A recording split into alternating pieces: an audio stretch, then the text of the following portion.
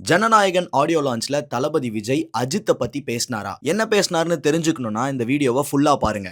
எல்லாருமே ஆவலா காத்துக்கிட்டு இருந்தது தளபதி விஜயோட ஸ்பீச் ஜனநாயகன் ஆடியோ லான்ச்ல என்ன பேசுவாருன்ற அந்த எக்ஸைட்மெண்ட்ல தான் எல்லாருமே காத்துக்கிட்டு இருந்தாங்க.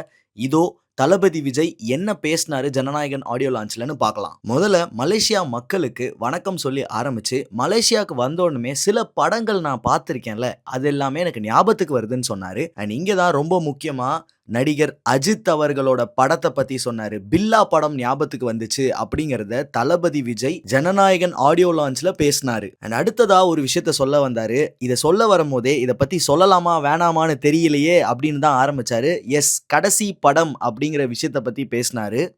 இது நம்மளோட கடைசி படம் அப்படின்னு சொல்லும் போதே அங்கிருந்த ஆடியன்ஸ் எல்லாருமே பயங்கரமா சத்தம் போட விஜயும் ஒரு நிமிஷம் சைலண்டா இருந்து ஆமா பெயின்ஃபுல்லா இருக்கும்ல அப்படிங்கிறத அவரும் சொன்னாரு.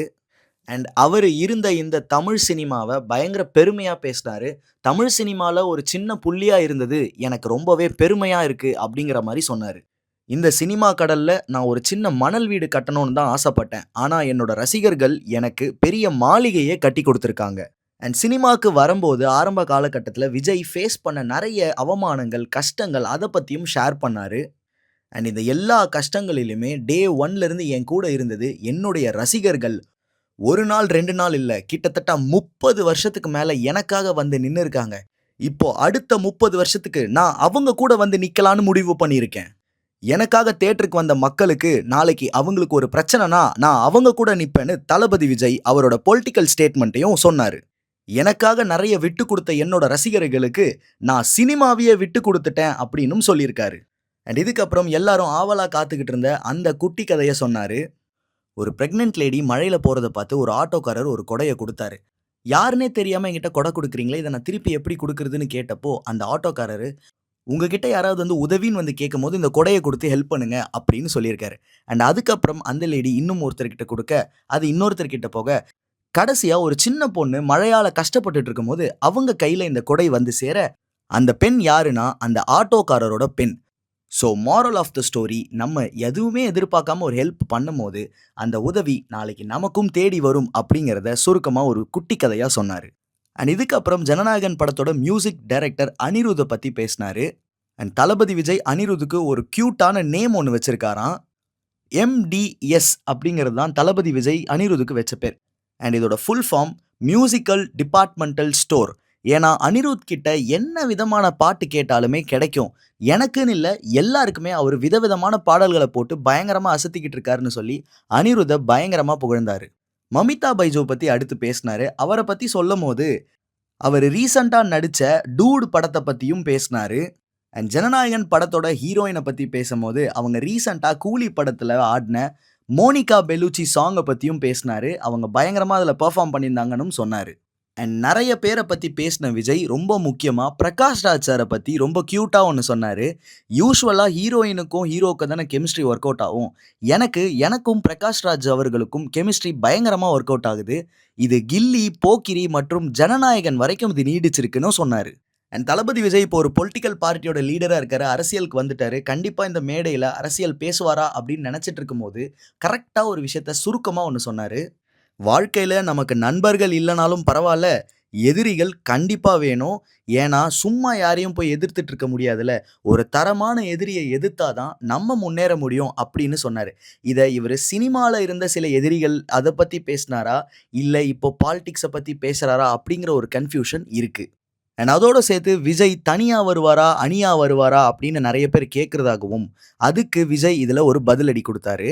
நான் எப்போங்க தனியாக வந்திருக்கேன், என் கூட தான் நீங்கள் எல்லாருமே இருக்கீங்களே, இது ஒரு அணி அப்படின்னு சொல்லி அவர்களோட ரசிகர்களையும் மக்களையும் சேர்த்து சொன்னார். அண்ட் ஃபைனலி 2026 நம்ம எல்லாருமே காத்திருப்போம், நல்லதே நடக்கும் அப்படிங்கிற மாதிரி சொல்லி இந்த உரையை முடிக்கும் போது நெஞ்சுக்குள்ள குடியிருக்கும்ன்ற பாடலை ஆரம்பித்து மக்களோட பாட்டு பாடி வைப் பண்ண ஆரம்பிச்சிட்டாரு விஜய். அண்ட் ரீசெண்ட் டைம்ஸாக தளபதி விஜயோட பொலிட்டிக்கல் ஸ்பீச் தானே எல்லாருமே பார்த்துக்கிட்டு இருக்கோம். அண்ட் ரொம்ப நாளுக்கு அப்புறம் அவரோட ஆடியோ லான்ச் ஸ்பீச் பயங்கர வைபாக இருந்துச்சு, பயங்கர என்டர்டெய்னிங்காக இருந்ததுன்னு சொல்லலாம். அண்ட் இதை கேட்ட அங்கேருந்த ஆடியன்ஸ் எல்லாருமே பயங்கரமாக குஷி ஆனாங்க. அண்ட் அதோடு சேர்த்து பயங்கர எமோஷ்னலாகவும் சில பேர் ஆனாங்க. ஏன்னா இது அவரோட கடைசி ஆடியோ லான்ச் ஸ்பீச்சாக இருக்க போகுது. அண்ட் உங்களுக்கு தளபதி விஜய் பேசின விஷயம் எது ரொம்ப பிடிச்சிருந்தது அப்படின்றத கமெண்ட்டில் சொல்லுங்கள். த ஃபைனல் கட் சேனலை சப்ஸ்கிரைப் பண்ணுங்கள். இன்றைக்கி 7 ஸ்க்ரீன் ஸ்டுடியோ அப்படின்னு சொல்லி இன்றைக்கி உலகம் ஃபுல்லாக தெரியுது அப்படின்னா அதுக்கு ஒரே காரணம் விஜய் சார் மட்டும்தான். இன்றைக்கி விஜய் சார் வந்து அன்றைக்கி ஒரு மாஸ்டர் கொடுத்தங்காட்டி தான் அதை கரெக்டாக அந்த லாக்டவுன் டைமில் போய் சேர்த்தன ஒரு ரீசன் தான் வந்து லியோ ஒன்று பண்ணேன். லியோ பண்ணதுக்கப்புறம் இன்றைக்கி இண்டஸ்ட்ரி ஃபுல்லாக பேசுது அப்படின்னா அதுக்கு அவர் மட்டும்தான் காரணம். கிட்டத்தட்ட ஒரு 2 வருஷம் அவர்கிட்ட பேசாமல் இருந்தேன். நான் ஃபோன் பண்ணி கேட்டேன். ஆனால் இந்த மாதிரி ஈவெண்ட் வச்சுருக்கேன், நீங்கள் வரணுன்னு. நான் வராமையே நீ ஈவெண்ட் நடத்துவேன்னு கேட்டார். கண்டிப்பாக வந்துடணும்னு சொன்னேன். இன்றைக்கி அண்ணா வந்துட்டார். இந்த ஈவெண்ட்டுக்கோசரம் மட்டும்தான் வந்திருக்காரு, என்னால் தெரியும். ரொம்ப நன்றிண்ணே. இன்றைக்கும் இந்த அஃபெக்ஷன் இன்றைக்கும் உங்களோட இருப்புன்னு நினைக்கிறேன். எஸ்எஸ்சி சார், எஸ்எஸ்சி சாரை வந்து எனக்கு இன்ட்ரடியூஸ் பண்ணதே சுப்பிரமணியன் தான் ஃபஸ்ட்டு. அவர்கிட்ட போய் இந்த மாதிரி லலித்னு ஒருத்தன் இருக்கான், அவன் நம்பி என்ன பண்ணலான்னு சொல்லி சொன்னார். அதுக்கப்புறம் தான் போய் பண்ணேன். அதுக்கப்புறம் அவரோட நிறைய டிரான்சாக்ஷன் பண்ணேன். மண்டபத்துக்கிட்ட லீஸ் கொடுத்தாங்க, மண்டபம் நடத்தினேன். அதுக்கப்புறம் அவங்க குடும்பத்தில் ஒருத்தராக நான் இருந்தேன். சார் இன்றைக்கும் இதே மாதிரி இருக்குன்னு நான் நினைக்கிறேன். சார் செல்லமணிண்ண என்றைக்குமே அவர் வந்து எனக்கு இன்னது வரைக்கும் லலித்தின் பேர் சொல்லி கூப்பிட்டதே இல்லை. அவர் மாஸ்டர் மட்டும்தான் கூப்பிடுவார். ஏன் அப்படின்னா மாஸ்டர் ரிலீஸ்க்கு முன்னாடி லாக்டவுன் ஆரம்பிக்க போகும்போது ஃபஸ்ட்டு பெப்சிக்கு போய் 10 லட்ச ரூபா டொனேஷன் நான் கொடுத்தேன். அதுலேருந்து என்னமோ தெரில, எப்போவுமே மாஸ்டர் தான் கூப்பிட்டு வழியே பேர் சொல்லி கூட கூப்பிட்டதில்லை. நல்லதுக்கிட்ட எல்லாத்துக்குமே அவருக்கு நான் ஃபோன் பண்ணி கேட்பேன். அவர் ஒவ்வொன்றுக்கும் ஐடியா பண்ணுவார். சரி மாஸ்டர், சரி மாஸ்டர்னு தான் சொல்லுவார். இதுக்கு மேலே அவர் பேசுனது எதுவுமே இல்லை. தானே சார், தானே சில டைட்டில் வந்து டவுட்டாக இருந்துச்சு அப்படின்னா அவர்கிட்ட தான் ஃபோன் பண்ணி கேட்பேன். ஏப்பா இப்படி பண்ணுற, இது சரி வராது, நல்ல டைட்டிலாக பாருன்னு சொல்லுவார்.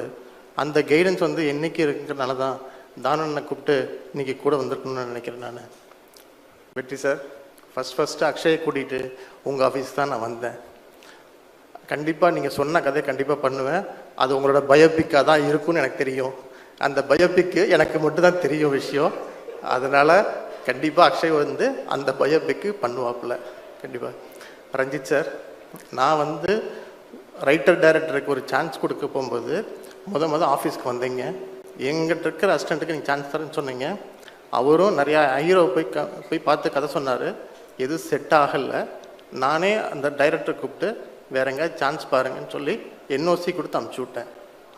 அதனால் வந்து இன்றைக்கும் ஒரு நல்ல டைரக்டருக்கு சான்ஸ் கொடுக்கணும்னு நினைக்கிறேன். ஆனால் வெற்றி சாரோட கோ டைரக்டர் தான் அந்த படத்தை பண்ணுவான்னு சொல்லி நானே எதிர்பார்க்கவே இல்லை. சிறை வந்து ஆரம்பித்தது வந்து தமிழுக்கு ஃபோன்